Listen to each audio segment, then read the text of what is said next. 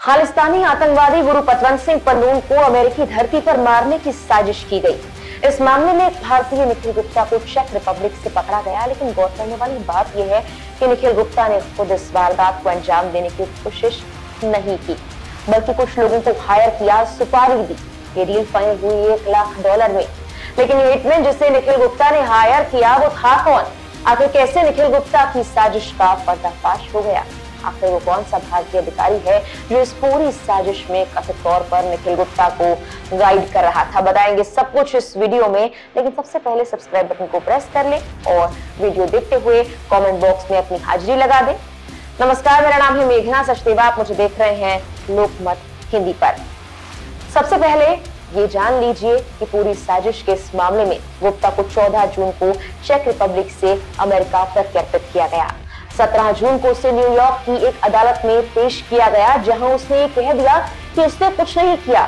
निखिल ने अपने आप को निर्दोष बताया, लेकिन अमेरिकी अटॉर्नी जनरल गारलैंड ने कहा कि निखिल गुप्ता को भारतीय सरकारी कर्मचारी के निर्देश पर एक अमेरिकी नागरिक की हत्या की साजिश रचने के आरोप में अब अमेरिकी अदालत का सामना करना होगा। अब आते हैं निखिल गुप्ता कैसे इस पूरे मामले में फंसता चला गया और उसने पन्नून की हत्या के लिए किसे हायर किया था। बीबीसी की रिपोर्ट के मुताबिक अमेरिकी अदालत में पेश दस्तावेज कहते हैं कि निखिल गुप्ता ने भारत सरकार के लिए काम करने वाले एक अधिकारी के कहने पर यह पूरी प्लानिंग की। उसने प्लानिंग को अंजाम देने के लिए सबसे पहले अमेरिका में एक हिटमैन को खोजा, उससे संपर्क किया और एक सिख अलगाववादी नेता की हत्या का कॉन्ट्रैक्ट दिया। निखिल ने उससे $1 लाख की पेशकश की, लेकिन गुप्ता को यह पता ही नहीं चला कि जिस हिटमैन से संपर्क किया गया वो अमेरिकी खुफिया विभाग के अंडरकवर एजेंट्स में से एक था। अब इसके आगे हिटमैन ने लगातार निखिल से बात की, उसे भरोसा दिलाया कि वो साजिश को अंजाम देगा। इस दौरान एजेंट ने निखिल गुप्ता की सभी गतिविधियों और बातचीत को रिकॉर्ड किया। इसी के आधार पर यह मुकदमा दायर भी किया गया। एजेंट ने गुप्ता और कथित तौर पर भारतीय अधिकारी के बीच की सारी बातें रिकॉर्ड कर ली।